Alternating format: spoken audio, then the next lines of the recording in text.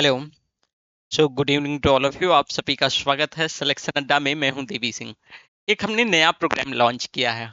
ये प्रोग्राम है PYQ, यानी यूपीएससी का जो PYQ है, इसी तरह यूपीपीसीएस का सभी स्टेट सिविल सर्विस और यूपीएससी का हम PYQ सॉल्व कर लेंगे। और हम सॉल्व करने का प्रयास करेंगे जो पैटर्न बदला हुआ, बदले पैटर्न के बाद। जैसे कि यूपीएससी में 2013 में एक चेंज हुआ, तो उसी चेंज के आधार पे आज भी वही चीजें जो है, जो जब सिलेबस बदला तो लगभग वही चीजें चल रही हैं। तो उसी के हिसाब से तो देखो, ये जो आपका जो जीएस पेपर फर्स्ट है, अगर आप यहाँ पर देखेंगे तो 2013 में एक क्वेश्चन पूछा गया। ठीक है ना? GS paper first, GS paper first के अंतर्गत। और ये जो जीएस पेपर फर्स्ट है, तो इसके अंतर्गत ये तो आप जो है इंस्ट्रक्शन वगैरह तो प्रॉपर पढ़ ही लोगे। चलो इंस्ट्रक्शन पढ़ लो एक बार। हालांकि ये इंस्ट्रक्शन तब के लिए है जब आप पूरा पेपर सॉल्व करोगे, पूरा पेपर भी सॉल्व करवाएंगे, ठीक है। लेकिन अभी हमें स्टार्ट करना है, मात्र दो दो क्वेश्चन हम स्टार्टिंग से करेंगे, ठीक है।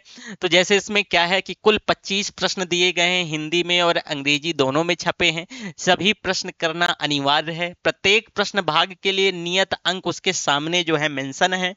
साथ में प्रश्नों के उत्तर उसी प्राधिकृत माध्यम में लिखे जाने चाहिए जिसका उल्लेख आपके प्रवेश पत्र में किया गया है, जो आप उसी माध्यम में लिखोगे। और इस माध्यम का स्पष्ट उल्लेख प्रश्न सह उत्तर QCA पुस्तिका के मुख्य पृष्ठ पर निर्दिष्ट स्थान पर किया जाना चाहिए। प्राधिकृत माध्यम के अतिरिक्त अन्य किसी माध्यम में लिखे गए उत्तर पर कोई अंक नहीं मिलेंगे।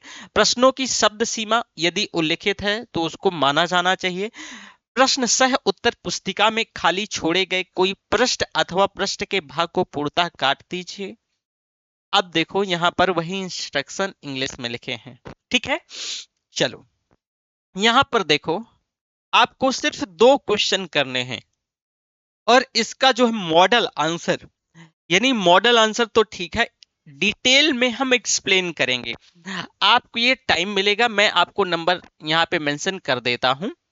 तो ये जो क्वेश्चन है ना, इन दोनों का क्वेश्चन अपने मेरे व्हाट्सएप पे 24 घंटे के अंदर, यानी 9555031427, ये कंप्लीटली फ्री ऑफ कॉस्ट है। जो भी बच्चा ये आप यानी देना चाहे तो इस व्हाट्सएप नंबर पे सेंड कर सकता है अपना नाम लिखते हुए, ठीक है।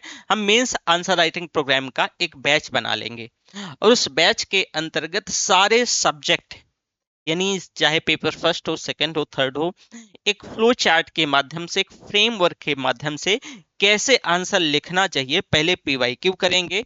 और धीरे धीरे अभी हम दो क्वेश्चन लेके आए हैं डेली, फिर इसके बाद जो है धीरे धीरे हम क्वेश्चन 3 4 5 तक डेली ले जाएंगे। और उसमें जो है आपको बदलते हुए पैटर्न के साथ जो चीजें बदल रही हैं, करंट का भी एक क्वेश्चन शामिल करेंगे, जल्दी करंट का भी। क्वेश्चन नंबर फर्स्ट आपकी स्क्रीन पर है, आप देख पा रहे होंगे कि दक्षिण भारत के राजनीतिक इतिहास की दृष्टि से अधिक उपयोगी न होते हुए भी संगम साहित्य उस समय की सामाजिक व आर्थिक स्थिति का अत्यंत प्रभावी शैली में वर्णन करता है। टिप्पणी कीजिए 200 शब्दों में, ठीक है।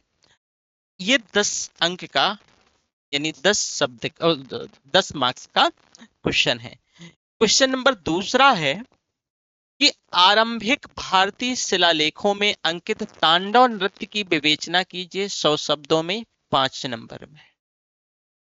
और क्वेश्चन नंबर दूसरे का ये A नंबर था, ठीक है। क्वेश्चन नंबर दूसरे का B नंबर है कि मंदिर वास्तुकला के विकास में चोल वास्तुकला का उच्च स्थान है, विवेचना कीजिए 100 शब्दों में। और इसमें से जो है 5 मार्क्स। ये आपको दो क्वेश्चन, यानी क्वेश्चन नंबर 2 में जो है पार्ट 1 पार्ट B है, यानी 5-5 नंबर के हैं। इन दोनों क्वेश्चंस आप देख पा रहे हैं, इनको आपको ये ऊपर वाला जो नंबर है यहां पर सबमिट करना है 24 घंटे के अंदर। कल हम इसका जो डिटेल में डिस्कशन है वो इवनिंग में डेली लिख देता हूं, इवनिंग में 9 PM पर लाइव करेंगे इसी चैनल पे, सिलेक्शन अड्डा में 9 PM पर। तो टाइम भी बता दूं, 9 PM पर डेली हम किस पे, जो ये चैनल है हमारा, इस पर लाइव, और मुश्किल से ये जो है ना, अभी तो 2 क्वेश्चन रहेंगे तो 20 मिनट मैक्स टू मैक्स।